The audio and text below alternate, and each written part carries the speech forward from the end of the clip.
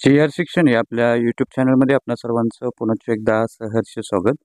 राज्य सरकारी कर्मचारी, अधिकारी त्याचबरोबर पेन्शनधारकांच्या या मागण्यासंदर्भात अतिशय महत्त्वपूर्ण असं परिपत्रक राज्य सरकारी मध्यवर्ती संघटनेनं निर्गमित केलेलं आहे. काय आहे हे परिपत्रक आणि या परिपत्रकाचा नेमका विषय काय आहे आणि त्याचा फायदा राज्यातील सरकारी कर्मचारी, अधिकारी त्याचबरोबर पेन्शनधारकांना कसा होणार आहे, या संदर्भातील सविस्तर माहिती देणारा हा व्हिडिओ पाहण्यापूर्वी नेहमीप्रमाणे आपण सर्वांना एकच विनंती, व्हिडिओ शेवटपर्यंत पाहावा आणि आपण जर आमच्या चॅनलवर नवीन असाल तर चॅनलला जरूर सबस्क्राईब करा. समोरील बेल आयकॉनला सुद्धा क्लिक करा, जेणेकरून महत्त्वपूर्ण शासन निर्णय, कर्मचारी पेन्शनधारकांच्या हिताच्या महत्त्वपूर्ण अपडेट्स आपल्याला आपल्या यूट्यूब चॅनलवरती सर्वात अगोदर पाहावयास मिळतील. जसं की आपण स्क्रीनवर पाहताय, राज्य सरकारी कर्मचारी मध्यवर्ती संघटना महाराष्ट्र यांच्या वतीनं दिनांक 25/4/2024 रोजी निर्गमित झालेलं हे महत्त्वपूर्ण असं परिपत्रक आहे. राज्यातील सरकारी कर्मचारी, पेन्शनधारक, अधिकारी वर्गाच्या मागण्यासंदर्भातलं हे महत्त्वपूर्ण असं परिपत्रक आहे आणि या संदर्भातली भूमिका कर्मचारी मध्यवर्ती संघटनेनं स्पष्ट केलेली आहे. याच्यामध्ये असं नमूद केलेलं आहे, सद्यस्थितीत केंद्र सरकार हे सातत्यानं कामगारांच्यावरती अन्याय करीत असून भांडवलदारांचं हित जोपासत आहे. भांडवलदारांच्या दबावापोटी कामगार संघटनांनी 130 वर्षापासून लढून मिळवलेले 44 कामगार कायदे रद्द केलेले आहेत आणि त्या जागी 4 श्रमसंहिता आणलेल्या आहेत. कामगार विरोधी धोरणामुळे कायमस्वरूपी नोकऱ्या ज्या आहेत त्या संपुष्टात येणार आहेत. खाजगीकरण आणि कंत्राटीकरणाद्वारे सरकारी आणि सार्वजनिक सेवामधील कर्मचारी पदभरती थांबवण्यात आलेली असून अनेक कामे आउट सोर्सिंगद्वारे करून घेण्यात येत आहेत.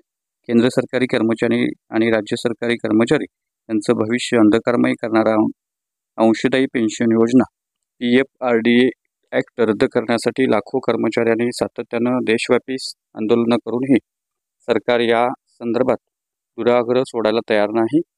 केंद्रीय वेतन आयोगाची स्थापना दर 10 वर्षांनी होते, त्याचा लाभ राज्य सरकारी कर्मचाऱ्यांना सुद्धा होतो.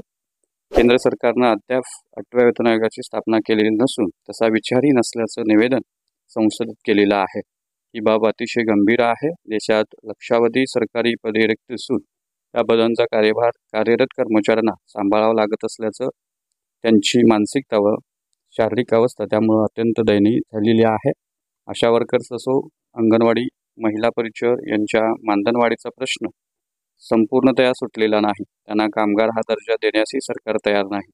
देशातील शेतकरी संकटात असून स्वामीनाथन आयोग लागू करावा, शेतमालाला आधारभूत दर द्यावा या मागण्याबाबत आश्वासन देऊनही सरकार अंमलबजावणी करण्यामध्ये टाळाटाळ करत आहे. या कारणानं शेतकऱ्यांच्या आत्महत्यांचं प्रमाण जे आहे ते वाढत चाललेलं आहे. महागाई प्रचंड वाढलेली आहे. बेरोजगारीनं कळस गाठलेला आहे.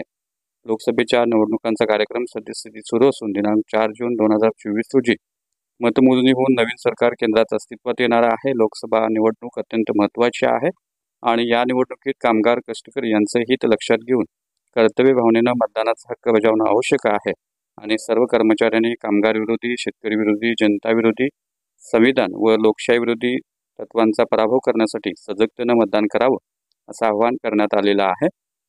त्यामुळे निश्चितच राज्य सरकारी कर्मचारी, पेन्शनधारक आणि अधिकारी वर्ग जो आहे त्यांना निश्चितच या संदर्भात विचार करावा लागणार आहे. अन्यथा पुढचं भविष्य जे आहे ते अंधकारमय असणार आहे. त्यामुळे निश्चितच या मागण्यांच्या संदर्भात सरकारला जाग आणणं हे अधिकारी वर्ग त्याचबरोबर कर्मचाऱ्यांचं काम आहे. त्यामुळे निश्चितच राज्य सरकारी कर्मचारी मध्यवर्ती संघटनेचं हे महत्त्वपूर्ण असं परिपत्रक.